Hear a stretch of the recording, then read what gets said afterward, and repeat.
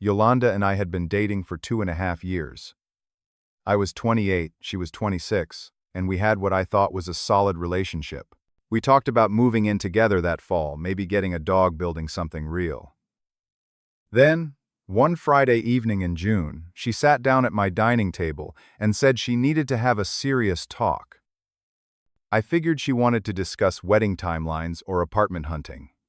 Instead, she looked me in the eye and said, "I have been doing a lot of soul-searching and I think I am polyamorous."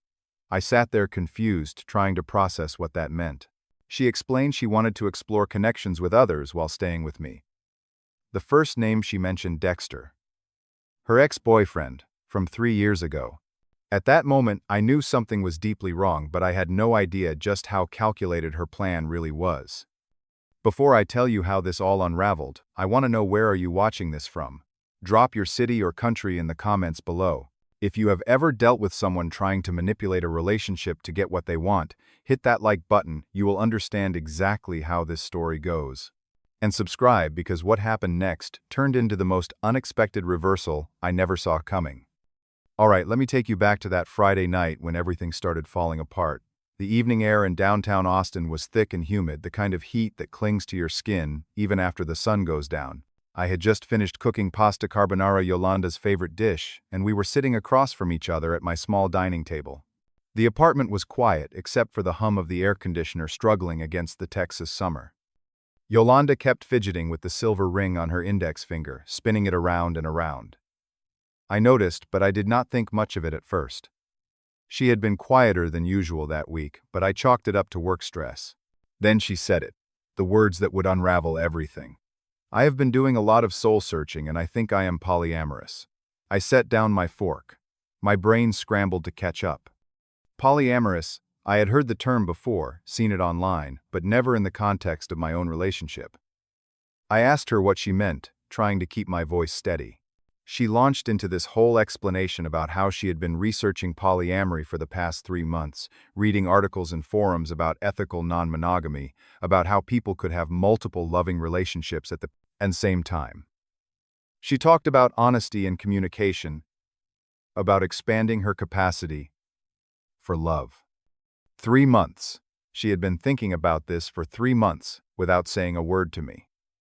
I felt a knot tighten in my chest, but I forced myself to stay calm. "Why did you not tell me you were thinking about this?" I asked. She looked down at her plate. "I wanted to be sure before bringing it up to you." "And Dexter?" I pressed. "Why him?" Her face shifted just slightly. "We have been talking again. He has grown a lot. I feel like there is unfinished emotional business between us." Unfinished emotional business. The phrase hung in the air like a bad smell. Dexter was her ex from 3 years ago, a personal trainer with more charm than substance. They had dated for a year before she met me, and from what she had told me back then, it ended because he was unreliable and emotionally unavailable. Now, apparently, he had grown. I asked her if she still loved me. She reached across the table and squeezed my hand. "Of course I do. I just want to expand what we have, not replace it. This does not change how I feel about you." But it did. It changed everything. I told her I needed time to think. She agreed, but I could see the impatience in her eyes. She wanted an answer, and she wanted it soon. That night I lay awake, staring at the ceiling, replaying the conversation over and over. Something about it felt wrong. Not just the idea itself, but the timing, the way she had framed it. The fact that Dexter was already back in the picture. I spent the entire next day, Saturday, researching polyamory online. I read articles, browsed forums, even skimmed through a book about ethical non-monogamy. What I learned was this: polyamory, when done right, is built on transparency and consent from the very beginning. It is not something you spring on a partner 2.5 years into a relationship. And it is definitely not something you do after you have already started talking to someone else behind their back. By Sunday, the doubt had turned into something heavier.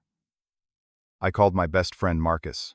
He was 32, married to his wife Keisha for 5 years, and the most level-headed person I knew. I told him everything. He did not sugarcoat it. "Bro," he said, "she is just trying to cheat with permission." Polyamory is not something you spring on someone after 2.5 years. If she wanted that kind of relationship, she should have been upfront from the start. This sounds like she already did something with this guy and now she is trying to retroactively justify it. His words hit me like a punch to the gut because deep down I knew he was right. But I still wanted to believe Yolanda. I wanted to believe that the woman I had spent 2.5 years with was not capable of that level of deception. Then Monday came, and Yolanda sent me a long text message. It was full of reassurances and explanations, but buried in the middle was this line: "I need to know if you are okay with this. I cannot put my needs on hold forever. Cannot put my needs on hold forever." As if she was already decided. As if my answer was just a formality. By Tuesday evening, I had made up my mind to go to her apartment and have a serious conversation. I needed to look her in the eye and ask her the hard questions. Did she cheat? Was Dexter already in the picture? How long had this really been going on? I left work early and drove to her place in South Austin. I was supposed to arrive at 8:30, but I got there at 8 instead. Her apartment was on the second floor of an old complex with thin walls and a shared balcony. I parked and walked up the stairs, my heart pounding. As I reached her door, I heard her voice through the open window. She was on the phone and she did not know I was there. "He is going to agree," she said. "I just need to push him a little more. Once he says yes, we can finally be together without all the sneaking around." "I know, baby. Just a few more days, and we will not have to hide anymore." I stood there, frozen, my hand halfway to the doorbell. Sneaking around. Hide. The words echoed in my head. She had already been sleeping with Dexter. The whole polyamory conversation was not about opening our relationship, it was about covering up an affair. She wanted my permission after the fact, so she could keep both of us without the guilt. I did not knock. I turned around, walked back to my car, and drove home. My hands were shaking on the steering wheel. I did not cry. I just felt numb, like someone had hollowed me out and filled the space with cold concrete. That night, I stared at the ceiling again, but this time it was different. I was not confused anymore. I was angry. The woman I loved had been lying to me for months, maybe longer. And the polyamory speech. That was just her exit strategy with a progressive label slapped on it. I called Yolanda at 7 in the morning on Wednesday. My voice was calm, but it had an edge to it she had probably never heard before. I told her to meet me at Copper Bean, a coffee shop near my office, at 8:15. She agreed, probably thinking I was going to give her the answer she wanted. The coffee shop was crowded with the morning rush, people in business, casual grabbing lattes before heading to their desks. Yolanda arrived right on time, wearing a sundress and that same silver ring. She smiled at me as she sat down, a nervous but hopeful smile. I did not smile back. "I came by your place last night," I said. "Around 8. Her face went pale. "Oh. I did not know you were coming by. I heard you on the phone. With Dexter." The silence that followed was thick enough to cut. She opened her mouth, closed it, opened it again. "I can explain," she finally said. "How long have you been sleeping with him?" I asked. Her eyes filled with tears. It is not like that. It only happened twice. I felt so guilty, that is why I wanted to talk to you about polyamory. I wanted us to do this the right way. The right way." I almost laughed. "You cheated on me, Yolanda? Twice. Then you tried to manipulate me into accepting it retroactively by calling it polyamory. That is not ethical non-monogamy. That is just regular cheating, with a Pinterest-worthy excuse." She started crying harder, reaching for my hand across the table. I pulled away. "I made a mistake," she said.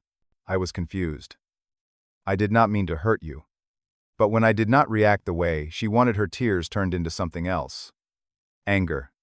"You are being so close-minded," she snapped. "People make mistakes. Dexter understands me in ways you never did." That was the moment I knew there was no salvaging this. I stood up, looked down at her, and said, "We are done, Yolanda. Do not contact me again." I walked out of that coffee shop and did not look back. A few people were staring. They had probably heard some of the conversation, but I did not care. I got in my car, drove to work, and spent the rest of the day in a fog. The week that followed was strange. I blocked Yolanda on everything: phone, social media, email. I threw myself into work, went to the gym more often, spent evenings with Marcus and Keisha. They had me over for dinner twice that week, and Keisha, who usually stayed out of my relationship drama, hugged me and said, "You deserve so much better." Yolanda tried to reach out. She sent emails from a different address. I deleted them without reading. She got mutual friends to text me asking if I would talk to her. I declined. Through those same mutual friends, I heard that she had moved in with Dexter, but apparently she was having regrets. She wanted me back. She was sorry. I did not care. I had spent 2.5 years with someone who had looked me in the eye and lied. Whatever love I had for her had curdled into something cold and distant. 2 weeks after the breakup, on a Saturday afternoon, I was at Whole Foods buying groceries. I was in the produce section picking out tomatoes when I noticed someone staring at me. A young woman with wavy blonde hair and green eyes, wearing a denim jacket and jeans. She looked vaguely familiar, but I could not place her. She hesitated, then walked over. You are the guy Yolanda was dating, right?" she asked. I looked at her confused. "Yeah. Who are you?" She smiled a little nervously. "I am Sienna, Yolanda's half-sister. We have the same dad." I blinked. Yolanda had mentioned a half-sister once or twice, but they were not close. Different mothers grew up in different cities. I had never met her. Sienna explained that she had moved to Austin a month ago for a job as a graphic designer. She had heard about the breakup from their dad. "I am really sorry about what happened," she said. "My dad told me. I just wanted you to know. Yolanda has always been like this, like what I asked. She cheated on her last boyfriend too. Same pattern. She had an affair, then tried to frame it as something enlightened or progressive. It is manipulation. I just thought you should know that it was not about you. It is about her." I was surprised by how straightforward she was. Sienna did not seem anything like Yolanda. She was direct, honest, almost blunt. It was refreshing. We talked for a few more minutes, standing there in the produce section, while other shoppers moved around us. Before we parted, Sienna handed me her phone number on a torn piece of receipt paper. "If you ever want to grab coffee and just talk to someone who gets it, let me know," she said. I thanked her, pocketed the number, and we went our separate ways. I did not think much of it at the time. Sienna seemed nice, genuine, everything Yolanda was not. But I had no idea that this chance meeting would become the catalyst for the most satisfying twist in this entire mess. 2 days later, on a Tuesday, I texted Sienna. I do not know why exactly. Maybe I was curious. Maybe I just wanted to talk to someone who understood what Yolanda was capable of, without me having to explain myself. We agreed to meet at Houndstooth Coffee, a small place near the university. The conversation flowed easily. Sienna told me about growing up in Portland with her mom, only seeing Yolanda and their dad a few times a year. She and Yolanda had never been close. Different worlds, different personalities. Sienna valued honesty and simplicity. Yolanda, as I had learned the hard way, valued whatever benefited her in the moment. We talked for 2 hours. I found out that Sienna loved hiking, something Yolanda absolutely hated. She liked indie music, dry humor, the kind of sarcasm that did not sting. By the end of the conversation, I realized I had not thought about Yolanda once. We met again that Friday for dinner at Vespaio, an Italian restaurant on South Congress. The evening was warm, and we sat outside on the patio. The conversation was even easier this time. We laughed, shared stories, found more things in common. I felt comfortable around her, like I did not have to perform or edit myself. It was just natural. The third time we met was on a Sunday. We went hiking at Barton Creek Greenbelt, a trail I had wanted to take Yolanda on, but she had always refused. Sienna and I walked for 3 hours talking about life goals, values. At one point, we reached a viewpoint overlooking the creek. The sun was starting to set, casting everything in gold. I looked at her, and she looked at me, and I kissed her. It was not planned. It was not calculated. It just happened. And it felt right.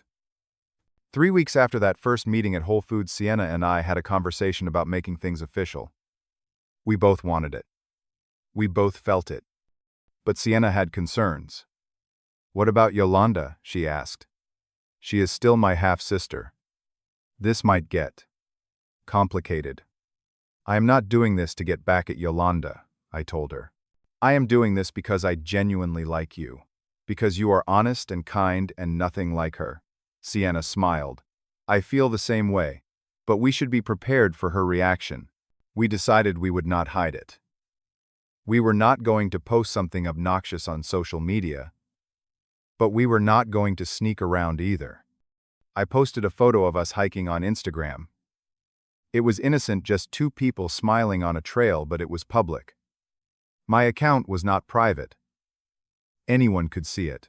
That Tuesday night at 9:47, I got a series of texts from an unknown number. "Are you kidding me? You are dating my sister. This is so low. This is so messed up. You are doing this to hurt me?" I blocked the number. I texted Sienna and told her what happened. She sighed. "Oh God. Here we go." The next day, Wednesday, Yolanda went on a social media rampage. She posted a series of Instagram stories not tagging me but clearly about me. When someone you loved turns out to be trash. Dating your ex's family member is psychopath behavior. Some people are so desperate for revenge, they will hurt innocent people. She vague tweeted on Twitter. Mutual friends started messaging me, asking what was going on. By Thursday, Yolanda was calling from Dexter's phone. I blocked that too. She sent me a long email accusing me of manipulating Sienna and using her to get revenge. She texted Sienna and Sienna showed me the messages. "How could you do this to me? He is my ex. You always wanted what I had. This is so typical of you. Dad is going to be so disappointed in you." Sienna responded once clearly and firmly. "I am not doing this to hurt you. I genuinely care about him. You cheated on him and lost him. That is on you. Do not contact me again about this. My relationship is my business."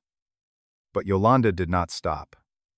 On Friday night, Sienna and I were having dinner at Torchy's Tacos, a casual Mexican place near downtown. We were halfway through our meal when Yolanda showed up. I do not know how she knew we would be there, probably Sarah, a mutual friend who had loose lips. Yolanda stormed up to our table, Dexter trailing behind her, trying to pull her back. "You two are disgusting," she said, her voice shaking. "Absolutely disgusting." I stayed calm. "Yolanda, leave. This has nothing to do with you. Nothing to do with me," she shouted. "You are dating my sister to get back at me." Sienna stood up. "Not everything is about you, Yolanda. I am not your property. He is not your property." "You have always been jealous of me," Yolanda shot back. "Ever since we were kids." Sienna shook her head. "We barely knew each other as kids." "You are delusional." Yolanda started crying, her voice getting louder. "I made a mistake. One mistake. And you are punishing me like this." I stood up and looked her in the eye. "You did not make one mistake, Yolanda. You cheated. You lied. For months. You tried to manipulate me into accepting it by calling it polyamory. You showed me exactly who you are. Sienna and I being together has nothing to do with revenge. It has to do with the fact that I am moving on with someone who actually knows how to be honest. Now leave us alone, or I am calling the police." Dexter finally managed to pull her out of the restaurant. The manager came over to check if we were okay. We apologized for the disruption, paid, and left. Some people in the restaurant had been watching, but a few nodded at me as we walked out. They had heard the whole thing. Over the next week, Yolanda tried a few more times to reach out. She sent one last long email, apologizing but still blaming me for moving on too fast with someone related to her. I did not respond. I just deleted it. Mutual friends told me that Yolanda and Dexter broke up 2 weeks after the restaurant confrontation. Apparently, their deep connection was just physical attraction, and Dexter did not want to deal with constant drama. Yolanda was single again, posting cryptic quotes about finding herself. As for Sienna and me, we only grew closer. Her dad, who was also Yolanda's dad, called us to say he was happy for us. He knew Yolanda's patterns. He knew what she was capable of. At family gatherings, Yolanda usually did not show up if I was there, which was Sienna's choice. There was no more drama. Everyone moved on. The meltdown I witnessed was not about me or Sienna. It was about Yolanda losing control of the narrative. She wanted to cheat, keep me as backup, and have everyone see her as enlightened and evolved. Instead, she lost everything, and I found something real with someone who did not need manipulation to express what she wanted. It has been 6 months since that night at the restaurant. Sienna and I are still together. We have been dating for 8 months now, and 3 months ago, we moved in together. We found a place in South Congress, a small apartment with big windows and enough space for both of us to work from home when we need to. Life is peaceful. There is no drama, no lies, no second guessing. Sienna understands me in a way I did not think was possible after Yolanda, and I like to think I understand her too. I heard through mutual friends that Yolanda is dating someone new. I do not feel anything when I hear her name anymore. No anger, no sadness, not even curiosity. She is a chapter that closed a lesson I learned, and nothing more. Yolanda's dad, who is also Sienna's dad, has been nothing but supportive. He knows his daughter's history. At a family barbecue last month, he pulled me aside and said, "I am glad she found you. You are good for each other." When there are family gatherings, Yolanda usually skips them if she knows I will be there. Sienna does not force the issue. It is just easier that way for everyone. Looking back at those first few weeks after I found out about the cheating, I was in a dark place. I questioned everything. Was it my fault? Did I miss signs? Could I ever trust anyone again? I spent a lot of time working, going to the gym, leaning on Marcus and Keisha for support. I even saw a therapist for a couple of months. That helped me understand manipulation tactics, helped me set better boundaries, helped me realize that what Yolanda did was not a reflection of my worth. Meeting Sienna was not about revenge. It was a coincidence that turned into something real. She showed me that not everyone operates the way Yolanda does. Some people are just honest. They say what they mean. They do not play games. Sienna helped me rebuild my trust, not by making grand promises, but by being consistent. Every day she showed up as the same person, and that consistency was healing in a way I had not expected. I also learned to love myself better during that time. I realized I deserved someone who respected me, who did not try to twist reality to fit their narrative. I learned that boundaries are not selfish. They are necessary. When Yolanda tried to pressure me into making a quick decision about polyamory, that was a red flag I should have recognized sooner. No one who truly cares about you will rush you into a major life decision without giving you space to process. There are a few big lessons I took away from this whole experience, and I think they are worth sharing because maybe someone out there is going through something similar. First, manipulation often hides behind progressive language. Polyamory, open relationships. Ethical non-monogamy. These are all valid relationship structures, but only when they are built on honesty and mutual consent from the very beginning. Yolanda was not polyamorous. She was a cheater who used a trendy label to justify betrayal. If someone springs a major relationship change on you after months or years of secrecy, that is not enlightenment. That is damage control. Second, boundaries are everything.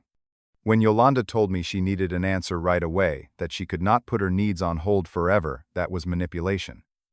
Healthy relationships do not operate on ultimatums. If someone pressures you into a decision before you are ready, especially about something as serious as the structure of your relationship, that is a sign they care more about getting what they want than about your emotional well-being. Third, trust is fragile, and once it is broken, it is almost impossible to repair unless the person who broke it takes full responsibility. Yolanda never did that.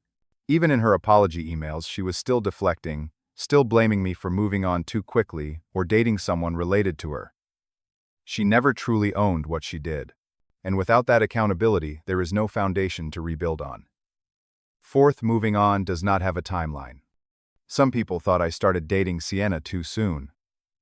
But here is the thing: I did not start dating her to fill a void or to hurt Yolanda.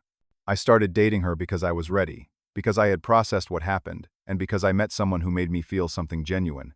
There is no rule that says you have to wait a certain amount of time before you are allowed to be happy again. And finally, the best revenge is not revenge at all. It is living well. It is finding happiness and not letting the person who hurt you take up space in your head rent-free. Yolanda's meltdown was not because I did something cruel to her. It was because she lost control. She thought she could have everything, me Dexter, the moral high ground, and when it all fell apart, she could not handle it. But that was not my problem to fix. I did not date Sienna to hurt Yolanda. I dated Sienna because she was kind, honest, and made me feel like myself again. I do not hate Yolanda. I actually feel a little sorry for her. She had something good, and she threw it away because she did not know what she wanted, or maybe because she wanted everything, and could not accept that life does not work that way. Maybe one day she will grow up and realize that honesty is always easier than manipulation. Maybe she will learn to treat people better. But that is not my concern anymore. If you are listening to this, and you are in a situation where your partner suddenly wants to open the relationship after you suspect or know they have been unfaithful, please hear this: that is not ethical non-monogamy. That is cheating with a permission slip they are trying to get after the fact. You deserve someone who respects you enough to be honest from the beginning. You deserve someone who does not make you feel like you are crazy for having boundaries.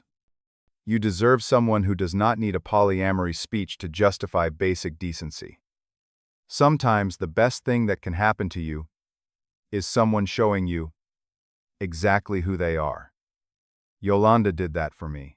And in the end, losing her led me to finding someone who did not need a progressive label to cover up lies. That is not revenge. That is just life giving you what you actually deserve. So let me ask you, have you ever been in a relationship where someone tried to rewrite the rules after breaking them? How did you handle it? Drop your story in the comments. I would love to hear how you navigated it. And if this story resonated with you, hit that like button and subscribe to the channel. Share this with someone who might need to hear it. Sometimes we all need a reminder that we are not asking for too much when we ask for honesty. Thank you for listening, and I hope you find the kind of love that does not come with fine print. Take care of yourselves out there.